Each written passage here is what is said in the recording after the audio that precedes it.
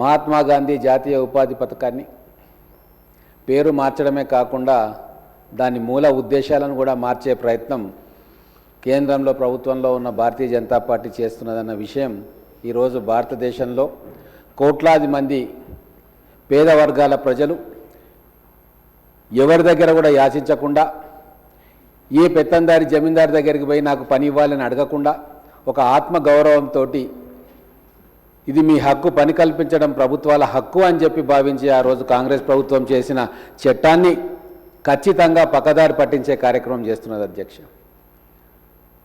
గతంలో చూస్తే భారతీయ చరిత్రలో ఎప్పుడు కూడా వేల సంవత్సరాల పరాయి పాలనలో ఉన్నది.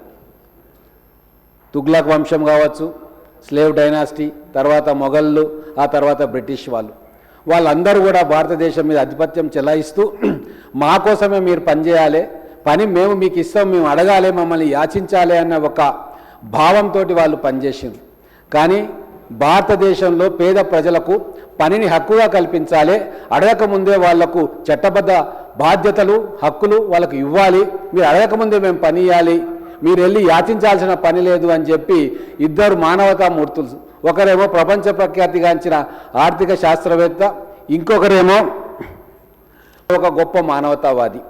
ఈ ఇద్దరు ఎవరు అధ్యక్ష? ఒకరు మన్మోహన్ సింగ్ గారు, ఒకరు సోనియా గాంధీ గారు. వారిద్దరు కూర్చొని మొత్తం భారతదేశ వారసత్వాన్ని, ఇక్కడ ఉన్న జాతులను, ప్రజలను, వాళ్ళ ఆలోచనలను, వాళ్ళ అలవాట్లను పరిగణలోకి తీసుకొని దేశవ్యాప్తంగా ఎంతోమంది మేధావులను కూడా వాళ్ళ ఆలోచనలను కూడా క్రోడీకరించి ఆ రోజు యూపీఏ ప్రభుత్వంలో ఒక గొప్ప చట్టాన్ని తయారు చేసింది అధ్యక్ష. ఆ చట్టం యొక్క గొప్పతనం ఏంటంటే స్టాటిస్టిక్స్ ఒకసారి చూస్తే కళ్ళు బయర్లు గమ్ముతాయి, కడుపు సంతోషంతో నిండిపోతుంది అధ్యక్ష. ఈరోజు 3 పూటల తిండి తినే అవకాశం కూడా లేని పేద వర్గాల ప్రజలకు 5,000 కోట్ల పని దినాలను ఇప్పటిదాకా ఇచ్చిన ఘనత ఈ పథకానికి అధ్యక్ష. అలాగే 14 కోట్ల మంది రిజిస్టర్ చేసుకున్నారు ఈ పథకం కింద, ఇంకా పెరుగుతూ ఉంది అధ్యక్ష. ఇటువంటి పథకాన్ని నీరుగార్చే ప్రయత్నం చేస్తూ ఉన్నారు అధ్యక్ష. ఇది చాలా బాధాకరం. 11 లక్షల కోట్ల రూపాయలు ఈ పథకం మీద ఇప్పటిదాకా ప్రభుత్వాలు ఖర్చు పెట్టినాయి. దాంట్లో భారతీయ జనతా పార్టీ ప్రభుత్వం ఉంది, కాంగ్రెస్ ప్రభుత్వం ఉంది, రాష్ట్రంలో అన్ని పార్టీలకు సంబంధించిన వివిధ రాష్ట్రాల్లో ప్రభుత్వాలు ఉన్నాయి. ఈరోజు ఏ గ్రామానికి పోయినా సరే, ఎవరికి ఎక్కడ ఉపాధి దొరకకున్నా సరే, మాకు జాతీయ ఉపాధి హామీ పథకం మాకు ఉన్నది, మేము పోయి పనిచేసుకుంటాము అని చెప్పి కొన్ని కోట్ల మంది ఈరోజు ఆత్మవిశ్వాసంతో బతుకుతూ ఉన్నారు అధ్యక్ష. ఈరోజు వృత్తి కులాలు మన భారతదేశంలో కొన్ని కోట్ల మంది తమ వృత్తుల మీద ఆధారపడి జీవిస్తూ ఉన్నారు అధ్యక్ష. వాళ్ళు ఆత్మాభిమానం గలవారు. వాళ్ళు ఒకరి దగ్గరికి పోయి పని కావాలని చెప్పి అడిగే తత్వం కాదు. తరతరాలుగా వాళ్ళ దగ్గరికే వెళ్ళి పని అప్పగించే బాధ్యత. ఒక వడ్రంగి కావచ్చు, ఒక కమ్మరి కావచ్చు, ఒక కుమ్మరి కావచ్చు, పని కోసం అడగరు. ఒక జమీందారు దగ్గరకో, పొలం ఉన్న రైతు దగ్గరికి పోయి నీ పొలంలో నేను పనిచేస్తా అంటే వాళ్ళ ఆత్మగౌరవం చచ్చినట్టే అధ్యక్ష. అటువంటి ఆలోచనలు కన్నా ఈ భారతదేశంలో సమస్త జాతులు ఇక్కడ కలిసిమెలిసి ఉంటున్న సమయంలో మన చరిత్రకు సంబంధించి తెలుసుకొని ఈరోజు మీరు అడగక్కర్లేదు, మీ దగ్గరికే పని వస్తుంది అని చెప్పి ఒక గొప్ప ఆలోచన చేస్తే మళ్ళీ ఫ్యూడల్ విధానంలోకి, బ్రిటిష్ వలసవాద పాలనలోకి తీసుకెళ్లే విధంగా దీన్ని నీర్చుగార్చే ప్రయత్నం చేస్తూ ఉన్నారు. ఇది చాలా తప్పు అధ్యక్ష. అలాగే మా మహేశ్వర్ రెడ్డి గారు చెప్పినారు, వెళ్ళిపోయినరు. మీ బాధ ఏంది అని అడుగుతూ ఉన్నారు. ఖచ్చితంగా మా బాధ మహాత్మా గాంధీ గారి పేరు తొలగించడంలో మా బాధ ఉంది. అలాగే వ్యవసాయ పనులలో, వ్యవసాయ సీజన్లో ఈ ఉపాధి హామీ పథకం అమలు కాదు అంటా ఉన్నారు. ఈరోజు చదువుకున్న వాళ్ళు ఉన్నారు ఇక్కడ. నేను ఒకటే మాట మాట్లాడుతూ ఉన్నా, జెనెటికల్లీ మాడిఫైడ్ విత్తనాలు వచ్చిన ఈ సందర్భంలో నువ్వు వ్యవసాయ సీజన్ ఇది అని చెప్పి మీరు చెప్పగలుగుతారా? ఒక్కసారి గుండెల మీద చేసి ఆలోచించుకోమనండి. 364 డేస్ పంటలు పండే కాలం ఇప్పుడు వచ్చింది. ఏ పంటకు ఎంత డ్యూరేషన్ ఉంది అని చెప్పి ఇప్పుడు ఏమైనా లెక్కలు కట్టగలుగుతారా? ఈరోజు మామిడి పండ్లు మొత్తం 360 డేస్లో పండేది మనం చూస్తూ ఉన్నాం. కస్టర్డ్ యాపిల్ ఈరోజు మొత్తం 364 డేస్ మనకు వస్తూ ఉంది. మీరు వ్యవసాయ సీజన్ను ఎట్లా కొలమానం చేస్తారో అది కూడా ఆలోచించుకోవాలి. దీనికి కేవలం మా మంత్రి గారు చెప్పిన సీతక్క, రాబోయే రోజుల్లో పెద్ద పెద్ద కంపెనీలు, అది కూడా ఈస్ట్ ఇండియా కంపెనీకి మించిన కంపెనీలు భారతదేశంలో వస్తున్నాయి. అవి కూడా పేద రాష్ట్రాల్లో వస్తూ ఉన్నాయి. మధ్య భారతంలో ఈరోజు ఒక ఆపరేషన్ చేసి దళితులు ఆదివాసీల మీద జులుం చెలాయిస్తున్న వ్యక్తులు అక్కడ ఉన్న ఖనిజాల కోసం వెలికితీత కోసం ప్రపంచవ్యాప్తంగా ఒప్పందాలు చేసుకుంటా ఉన్నారు. మరి వాళ్లకు చీప్ లేబర్ కావాలంటే దీనికి తూట్లు పడవాలన్న ఆలోచన దీని వెనక ఉందని చెప్పి ఈరోజు భారతదేశంలో చాలామంది ఆలోచన చేస్తూ ఉన్నారు. అంతేకాదు ఈరోజు ఇండస్ట్రియలైజేషన్లో మొదటి స్థానంలో ఉన్న గుజరాత్, మహారాష్ట్ర లాంటివి అక్కడ ఉన్న వ్యాపారవేత్తలకు తమిళనాడు నుంచి, కేరళ నుంచి, ఆంధ్రప్రదేశ్ నుంచి, తెలంగాణ నుంచి వలస కార్మికులు కావాలి కాబట్టి వాళ్ళ పొట్ట మీద కొడితే వాళ్ళందరూ రైలెక్కి బొంబాయికి పోతారు, అహ్మదాబాద్కు పోతారు, సూరత్ మిల్లుల్లో పనిచేస్తారు, అక్కడ కార్ఖానలో పనిచేస్తారు అన్న ఒక దూరాలోచనతోటే దీన్ని నీరుగార్చిన విషయం ఈరోజు మనం అర్థం చేసుకోవాలి అధ్యక్ష. చాలా విషయాలు మన మంత్రులు చెప్పారు, వాటి జోలికి పోము. కానీ ఒక్క విషయం అధ్యక్ష, ఎప్పుడు కూడా ఒక మంచి పని చేసి ఒక వ్యవస్థ నిలబెట్టే వాళ్ళకంటే కూడా చరిత్రలో ఆ వ్యవస్థను ధ్వంసం చేసే వాళ్ళ పేర్లే లిఖించబడతాయి. దీనికి ఉదాహరణగా నలంద విశ్వవిద్యాలయం కొన్ని వందల సంవత్సరాలు దాన్ని కాపాడిండు. అక్కడ లక్షల పుస్తకాలు జ్ఞానాన్ని అక్కడ పెడితే బక్తియార్ ఖిల్జీ అనే వ్యక్తి 1193లో వచ్చి దాన్ని నాశనం చేసిండు. నలంద విశ్వవిద్యాలయాన్ని కట్టిన వ్యక్తులు తెలియదు, అక్కడ ఉన్న ఆచార్యుల సంగతి మనకు తెలియదు, అక్కడ పాఠాలు నేర్చుకున్న విద్యార్థుల సంగతి మనకు తెలియదు. కానీ చరిత్ర పుటల్లో బక్తియార్ ఖిల్జీ పేరు ఎప్పటికీ ఉంటుంది. ఎందుకంటే ఒక దుర్మార్గమైన పని చేసిండు. అందుకే భారతదేశం ఉన్నంతకాలం బక్తియార్ ఖిల్జీ పేరు మనం గుర్తు చేసుకుంటూ ఉంటాం. ఎంతటి దుర్మార్గుడు, జ్ఞానాన్ని మొత్తం నాశనం చేసిండు, లక్షల పుస్తకాలను మన వారసత్వ సంపదను నాశనం చేసిండు అని చెప్పి ఈరోజు మనం పాఠ్య పుస్తకాల్లో చదువుతూ ఉంటాం అధ్యక్ష. అలాగే సోమనాథ్ దేవాలయం అదే గుజరాత్లో ఉంది. గజనీ మహమ్మద్ను మళ్ళీ మనం గుర్తు చేసుకుంటాం. ఎందుకంటే అద్భుతమైన ఆ సోమనాథ దేవాలయాన్ని నాశనం చేసిండు కాబట్టి మన చరిత్ర పుటల్లో ఆయన పేరు ఎప్పటికీ ఉంటుంది. అదే కోవలో ఈరోజు ఈ దేశాన్ని పాలిస్తున్న నరేంద్ర మోడీ గారి పేరు కూడా ఈ మహాత్మా గాంధీ జాతీయ ఉపాధి పథకం స్వరూపాన్ని మార్చినందుకు ప్రజలు ఆయనను గుర్తుపెట్టుకుంటారు. కోట్ల మంది భారతీయులు కడుపు నిండా అన్నం తినే ఈ పథకాన్ని దురాలోచనతోటి కొన్ని కార్పొరేట్ శక్తులకు అప్పగించే కార్యక్రమం చేస్తున్నందుకు ఖచ్చితంగా వారు ఎన్ని మంచి పనులు చేసినా ఒకవేళ ఈ చెడ్డ పని మాత్రం ఖచ్చితంగా భారతదేశ ప్రజలు గుర్తుంచుకుంటారు. అలాగే ఎన్ని అద్భుతమైన విజయాల అధ్యక్ష ఈ ఉపాధి చట్టం ద్వారా. గతంలో ఏ రోజు కూడా జరగని కార్యక్రమాలు ఈ చట్టం మొదలైనప్పటి నుంచి జరుగుతూ ఉన్నాయి. ఊర్లోనే మనకు పని దొరికింది. గతంలో బయటికి వెళ్ళాల, చిన్న పిల్లల్ని కట్టేసి చిన్న పిల్లల్ని తాతల దగ్గర అవ్వల దగ్గర వదిలేసి ఎక్కడికో బొంబాయికి, సూరత్కు వెళ్ళే కార్యక్రమాలు అవన్నీ వద్దని చెప్పి ఈరోజు ఉన్న ఊర్లోనే నీకు పని దొరుకుతుంది, పని కల్పించే పని మేము చేస్తాం, అది హక్కుగా మీకు వస్తుంది అని చెప్పి ఆ రోజు కాంగ్రెస్ ప్రభుత్వం, సోనియా గాంధీ గారు, మన్మోహన్ సింగ్ గారు చేసింది. దాని వలన వలసలు చాలా మటుకు ఆగిపోయినాయి అధ్యక్ష.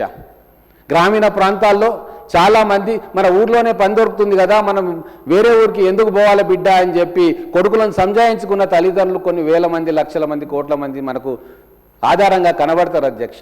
అటువంటి దాన్ని ఈరోజు మీకు పని భద్రత లేదు అధ్యక్ష. మీకు వ్యవసాయ పనుల్లో మీకు అప్పుడు సస్పెండ్ కావాలి ఈ స్కీము అన్నప్పుడు ఎప్పుడు పని దొరుకుతుందో ఎప్పుడు పని దొరకదో అని ఒక అభద్రతా భావంతో ఈరోజు కోట్ల మంది ప్రజలు ఉండరా అధ్యక్ష.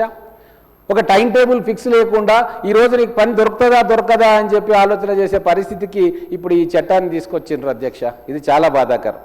ఇంకొక విషయం అధ్యక్ష, ఈరోజు రాష్ట్రాలు కూడా ఇప్పటికే జీఎస్టీలో వాటా, ప్రతి ట్యాక్స్ కలెక్షన్లో వాటా, మొత్తం ఉన్న వనరులన్నింటినీ కూడా కేంద్రం గుంజుకుంటా ఉంది. ఈరోజు సంక్షేమ పథకాలు అమలు చేయాలన్నా, అభివృద్ధికి ఖర్చు పెట్టాలన్నా కూడా రాష్ట్రాలు ఉక్కిరిబిక్కిరి అవుతున్న సంగతి మనందరికీ తెలుసు. ఇటువంటి ఇబ్బందికర పరిస్థితుల్లో ప్రపంచ ఆర్థిక వ్యవస్థ కూడా ఇబ్బందికరమైన పరిస్థితుల్లో ఉన్నప్పుడు, ఈరోజు మనకు ఇండస్ట్రీస్ కూడా రానప్పుడు, ఈరోజు క్రెడిట్ దొరకనప్పుడు, ఇటువంటి సమయంలో ఇటువంటి ఆర్థిక భారాన్ని రాష్ట్రాల మీద పెడితే ఖచ్చితంగా రాష్ట్రాలకు ఇబ్బంది అవుతుంది అధ్యక్ష. రాష్ట్రాలకు ఇబ్బంది అయితే మళ్ళీ దేశం ఇబ్బంది పాల్పడుతుంది అధ్యక్ష. ఇప్పుడున్న పరిస్థితుల్లో రాష్ట్రాలకు ఆర్థిక పరిపుష్టి ఇవ్వాల్సిన కేంద్రం ఈరోజు బలవంతంగా రాష్ట్రాల నుంచి డబ్బులు తీసుకునే ప్రయత్నం చేస్తూ ఉంది. అందులో కూడా కుట్ర దాగి ఉంది, ఒక రాజకీయ కోణం దాగి ఉంది అధ్యక్ష. ఎక్కడ పోయినా గ్రామీణ ప్రాంతాల్లో మన్రేగా స్కీము మహాత్మా గాంధీతోటి పోల్చి చూపుతా ఉన్నారు, మహాత్మా గాంధీని గుర్తు చేసుకుంటా ఉన్నారు. మరి మహాత్మా గాంధీ గారి మీద ద్వేషం ఎందుకు అని చెప్పి బీజేపీ నాయకులు అడుగుతూ ఉంటారు. నేను అడుగుతా ఉన్నా, ఎందుకు మీరు మహాత్మా గాంధీ గారి పేరును తీసేస్తూ ఉన్నారు? మొదలు పత్రికల్లో ఒక వార్త వచ్చింది, ఈ స్కీమ్ను మార్చి పూజ్య బాపూజీ ఉపాధి పథకం అని పెడతారు అనుకుంటే సంతోషపడ్డాం.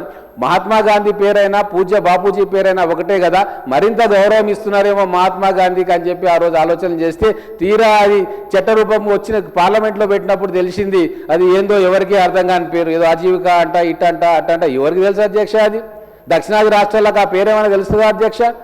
కేవలం హిందీ భాషలో హిందీ మాట్లాడే ప్రాంతాల వాళ్ళ పథకాల పేర్లు అర్థమైతే ఇక మరి మేమెందుకు దక్షిణాది రాష్ట్రాల మాకు సంస్కృతి లేదా, మాకు భాష లేదా, మాకు అర్థమయ్యే భాషలో పథకాల పేర్లు ఉండక్కర్లేదా?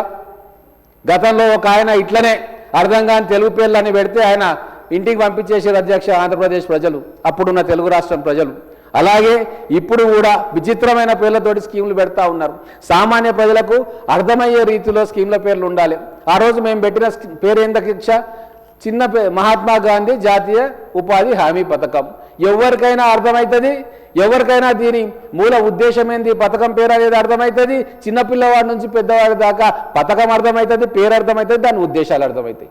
ఈరోజు ఇప్పుడు మేము 125 పని దినాలు పెంచినామంటారు, 60 రోజులు వ్యవసాయ సీజన్లో మీకు పని దొరకదు అంటారు. మరి ఇటువంటి విరుద్ధమైన ఉద్దేశాలు ఆ బిల్లులో మనకు కనబడతా ఉన్నాయి. ఇంకొకటి కంట్రోల్ మొత్తం కూడా రాష్ట్రం మీదనే ఉందని చెప్పి ఇప్పుడు గౌరవ బీజేపీ శాసనసభ్యులు మన మహేశ్వర్ రెడ్డి గారు అని చెప్పినారు. మరి కంట్రోల్ మొత్తం రాష్ట్ర ప్రభుత్వాల మీద ఉన్నప్పుడు ఏ పార్టీ అయినా కావచ్చు, మరి మీకు రాజ్యాంగం ప్రకారం రాష్ట్రాలకు ఇచ్చిన హక్కుల ప్రకారం ఒక ఫెడరల్ స్ఫూర్తితోటి వాళ్ళతో చర్చ చేయాల్సిన అవసరం లేదా? వాళ్ళని పిలిచి మాట్లాడాల్సిన అవసరం లేదా? లేదు, పార్లమెంట్లో ఇటువంటి సవరణలు చేయాలనుకుంటున్నప్పుడు కనీసం ఒక స్టాండింగ్ కమిటీకి దాన్ని పంపించి అన్ని పార్టీల వ్యక్తులతోటి చర్చించి ఆ ప్రోడక్ట్ను తీసుకొచ్చి ఈరోజు దేశ ప్రజల్లో కూడా చర్చ పెట్టి బిల్లును పాస్ చేయాల్సిన అవసరం వాళ్ళకి లేదా అని చెప్పి నేను ఈ వేదిక ద్వారా ప్రశ్నించదలుచుకున్నా. అంటే ఎక్కడ కూడా మిగతా పార్టీలు కానీ మిగతా నాయకుల పేర్లు రావద్దు, వస్తే మా పేరు రావాలి, ఉంటే పిఎం శ్రీ పిఎం యోజనలు రావాలి, లేదు మా పార్టీకి సంబంధించే గుర్తులు వచ్చే విధంగా గ్రామీణ ప్రాంతాల్లో కూడా అటువంటి పేరు రిఫ్లెక్ట్ కావాలన్న దురాలోచనతో చేస్తున్నారు అధ్యక్ష. కానీ ఒక్కటి మాత్రం నేను ఈ వేదిక ద్వారా చెప్పదలుచుకున్నా, ప్రజల గుండెల్లో నిలిచిన ఈ స్కీమ్కు ఎటువంటి తూట్లు పెట్టినా ఖచ్చితంగా అది మీకే రివర్స్ అవుతుంది. ఈరోజు పట్టెడు అన్నం పెట్టే ఈ స్కీము ఎక్కడో అడవుల్లో ఉండే ఆదివాసీలకు కూడా 3 పూటల భోజనం దొరికేటట్టుగా ఉన్న ఈ స్కీమ్ని మీరు ఏమాత్రం కూడా దీన్ని చేంజ్ చేసినా ప్రజలకు తిరుగుబాటు వస్తుంది అధ్యక్ష. ఈరోజు మేము గ్రామీణ ప్రాంతాల్లో పోతూ ఉంటే స్కీమ్ పోతుందట కదా, మోడీ వచ్చి తీసేస్తున్నాడట కదా, బీజేపీ తీసేస్తున్నాడు కదా అని నెగటివ్గా వాళ్ళే మాట్లాడుకుంటారు అధ్యక్ష. రాజకీయంగా తీవ్రంగా నష్టపోతాం. మహాత్మా గాంధీ గారు పేరు తీసేస్తే ఏమి ఇబ్బంది లేదు, మా మంత్రి గారు అన్నట్టు ప్రజల గుండెల్లో మహాత్మా గాంధీ గారు ఉన్నారు.